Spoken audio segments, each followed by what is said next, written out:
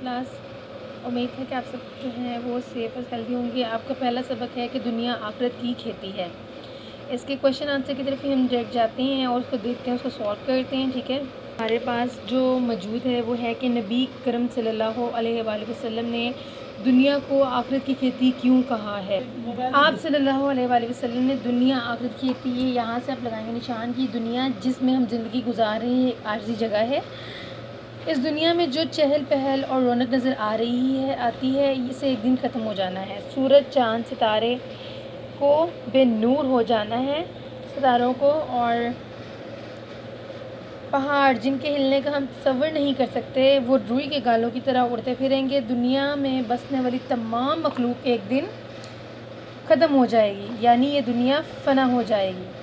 यानी कि ये दुनिया जो है ये एक आर्जी दुनिया है जहाँ पर हम जो अपनी ज़िंदगी गुजार रहे हैं, जिसको हमने अल्लाह के अहकामात और रसूल सल्लल्लाहु अलैहि वसल्लम की सुन्नत के मुताबिक गुजारना है। तो आप सल्लल्लाहु अलैहि वसल्लम ने फरमाया दुनिया जो है ये आर्जी दुनिया है, जो कि चाँद सूरज सितारे हमें जो चीज़ इस दुनिया की है उसने ख़त्म हो जाना है, उसने फ़ानी हो जाना है, यहाँ तक कि इंसान भी ख़त्म हो जाएंगे। ठीक है, दूसरा क्वेश्चन हमारे पास है करामन कातबीन किन फरिश्तों को कहा जाता है। आप लोग यहाँ से लिखेंगे कि सेकंड क्वेश्चन, अल्लाह ताला ने हमारे अच्छे और बुरे अमाल को रिकॉर्ड करने के लिए 2 फरिश्ते मुकर्रर कर दिए हैं जिन्हें करामन कातबीन कहते हैं। ये फरिश्ते इंसान की नेकियों और बुराइयों का जो रिकॉर्ड तैयार करते हैं इसे अमाल नामा कहते हैं। ये जो 2 फरिश्ते होते हैं ये हमारे दाएं और बाएं कंधों पर रख दिए गए हैं। इनके पास एक रजिस्टर होता है जिसमें जो हम नेक अमाल कर रहे होते हैं तो हमारे सीधे हाथ पे जो बाजू पे जो फरिश्ता होता है वो नेक अमाल को रिकॉर्ड कर रहा होता है। जो हम गलत काम कर रहे होते हैं, बुरे अमाल कर रहे होते हैं, वो हमारे बाएं उल्टे जो कंधे पे मौजूद फरिश्ता है वो ये रिकॉर्ड कर रहा होता है। थर्ड क्वेश्चन हमारे पास है अमाल नामा क्यों तैयार किया जाता है।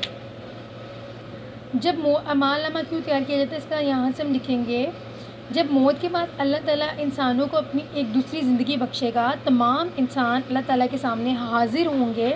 इस दिन को तो हशर कहा जाएगा। उस दिन हर इंसान का अमाल नामा उसके हाथ में दिया जाएगा। अल्लाह ताला हर शख्स के अच्छे और बुरे अमाल का वज़न फरमाएगा। जिसकी नेकियां ज़्यादा होंगी अल्लाह ताला के तराजू में 2 बुराइयों से ज़्यादा होंगी उसे बख्श दिया जाएगा, और जिस तरह पढ़ाइयों का पल्ला ज़्यादा होगा उसको सज़ा दी जाएगी। यहाँ तक लिखना है। ठीक है, यानी अमाल नामा जो है, जो दुनिया में हम अमाल कर रहे हैं, इसका रिज़ल्ट, इसका नतीजा हमें आखिरत में मिलेगा। और जो लोग जिनकी नेकियों का वज़न ज़्यादा होगा उनको बख्श दिया जाएगा, जिनकी बुराइयों का ज़्यादा होगा उन्हें जो है सज़ा दी जाएगी। यौम हशर से क्या मुराद है, इसका भी क्वेश्चन जो है क्वेश्चन नंबर 3 में आ रहा है कि जब मौत के बाद अल्लाह ताला इंसानों को एक दूसरी ज़िंदगी बख्शेगा, तमाम इंसान अल्लाह ताला के सामने हाजिर होंगे।